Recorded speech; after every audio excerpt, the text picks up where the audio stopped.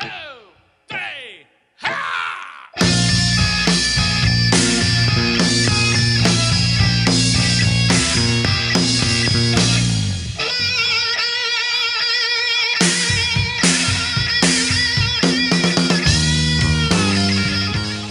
They discovered the brain tumor when I was 18 months old. I have no memory of seeing, but it is possible that I did. I just don't remember. You know, there's been some challenges, certainly. I did almost die a lot as a child. I initially had to focus on survival and just, you know, getting through the day.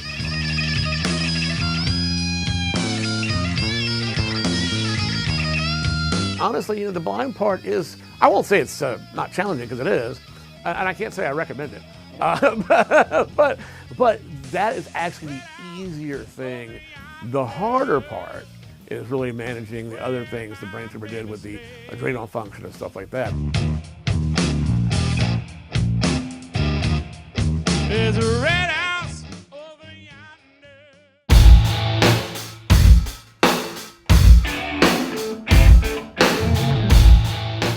When I was a teenager, my ears were so good that they were actually too sensitive. First band that I was in, I had to wear gun muffs. It looked ridiculous. My friends had games they loved to play with the blind guy.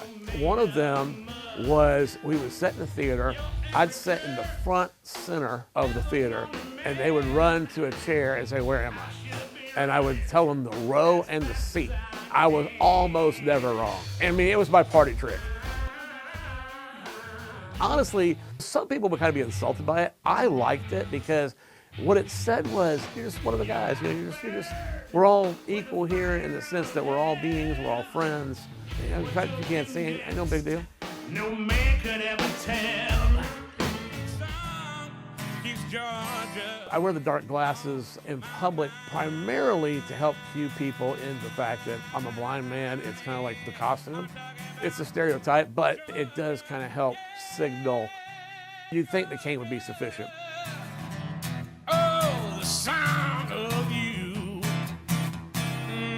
come as sweet. I think real fast. I talk real fast.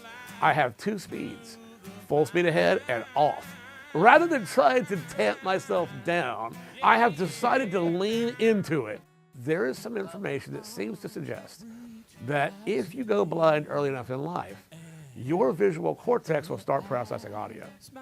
And that feels right to me, because I know that I process audio faster than most people. People will hear my screen reader in the background and go, "What language is that?"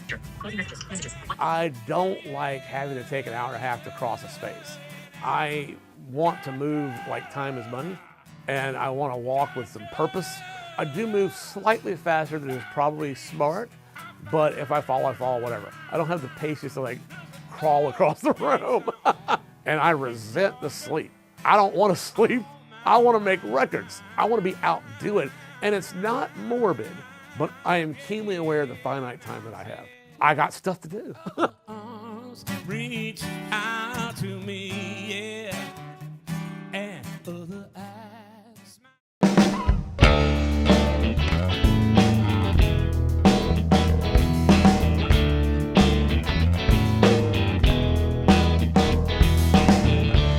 I think one's limitations are just as profoundly useful as one's abilities. I do think that there are some advantages that I have as a blind person that my sighted counterparts do not have. I do not believe that my ears are physiologically better or different. What I do believe is I know how to process the information I'm given in a more efficient manner. Your brain's a pattern recognition machine. So your brain is processing, I see a light, I see a chair. You're processing this information. So if you have a cell phone and you got 10 apps open, it's gonna run slower than if you got 2 apps open. So I got no eyes. That bandwidth is free.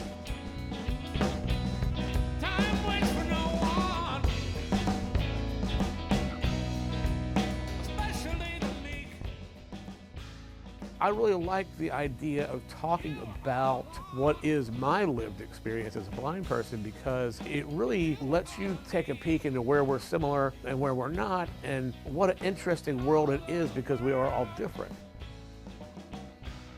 A friend of mine said to me, "You need to be on the Grammy board." And I was like, I'm not gonna win. And she's like, "Yeah, you will." Yeah, so I ran and I won. And no one was more surprised than I was. And so I'm a governor on the Grammy board. And why that's important is because if you want to make change, you need to be on the inside. I got appointed to be what's called a dream ambassador. Its function is to amplify underserved markets within the Recording Academy. For a long time, blindness was, pretty much my main focus, advocating for disability, because that was my lived experience. We talk about things that I never thought of before. There are so many places totally inaccessible to wheelchairs. I had no idea. People that are neurodiverse, I think about that now. You have people that have accessibility needs that actually change depending on the day. There are people that have MS where they have flare-ups, and like today I don't need anything but a cane, but tomorrow I need a scooter. And you can't blame me for not knowing, because it wasn't my lived experience. So I think it's really important to come to the table with that perspective. Like, this is not a shame on you for not knowing what I need. We should go to the people who have the need and ask them what it is they do need. Go to your target audience and say, "I am not blind, what do you need?" Or "I am not in a wheelchair, what do you need?" I work really hard to think about every conceivable need that someone might have to be able to function autonomously in any given space. And of course, I'm not perfect. And if it hasn't been my lived experience, I may not even think of it. That's why it's so important that we all have this conversation. I have work to do too.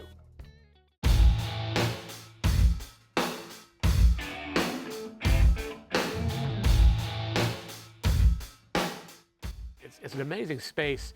And when I first conned Tom Camuso into letting me in the building, I was sort of like, wow, wouldn't it be cool to record here? And he's like, "Oh, well, maybe that could happen sometime." And that was his first mistake.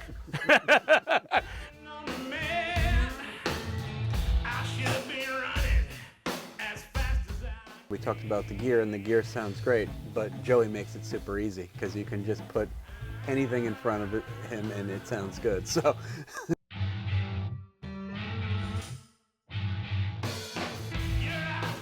Joey's music is organic, and it does lend to, sounding great on this gear. So it is the perfect storm of everything sounding fantastic. So it's sort of a great way to kick off, this whole first, full record here. Wow. So he likes a little more aggression. Yeah. We got our hi-hat over here. Music is consumed by the ear. So it's foolish to use some other sense to make the critical judgments.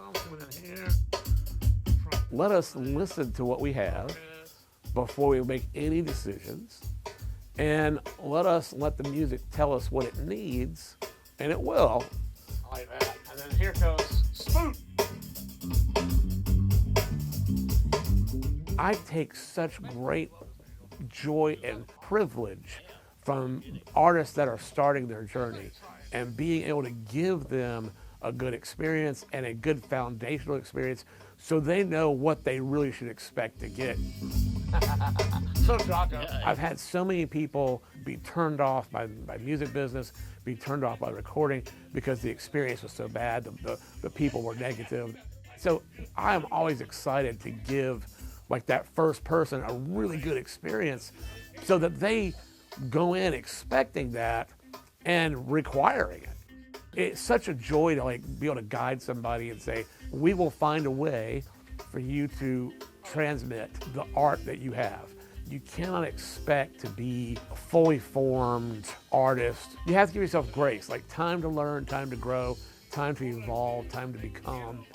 We could communicate so many different ways. There's this whole idea of like perfection. I think that's a myth. I don't think that's even the goal. I want it to communicate. Those are two different things. I'm gonna bring out your art and we're gonna explore it together, and we're not gonna claim that it's perfect. What we are gonna claim is that it's you and that it's unique and that it has value. Do what you do. It's of value. Maybe it'll be big, maybe it won't.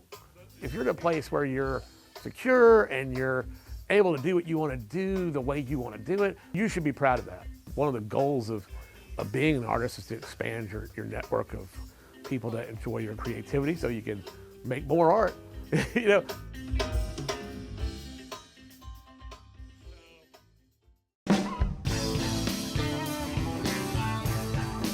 You can call it whatever you want, but there is a exchange of energy, or whatever you want to call it, between artist and observer, performer and audience, musician and producer.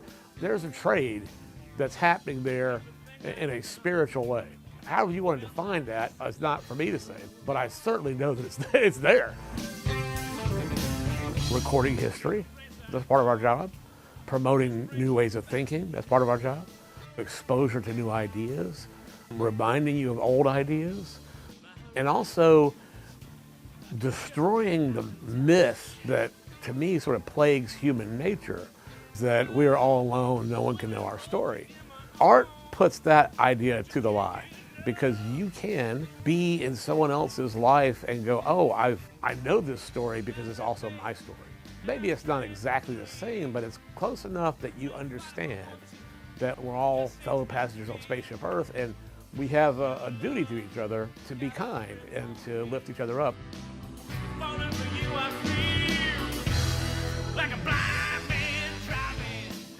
I think about every day, like, what can I say, what can I do, what can I sing, what can I play, what is it that I can do to remind people of that idea of the unity that is humankind. I make music because I am spiritually compelled to do so.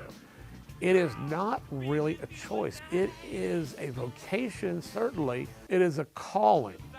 And music chose me because, and I can prove it, because if I had any sense at all, I would not be in this business. Rationally speaking, you look at it, you're like, oh, this is a terrible idea. It is very difficult, and the chances of being astronomically successful are small. That being said, it could be you. What I like to tell people is you have to value your contribution to the craft. That truly gives you joy.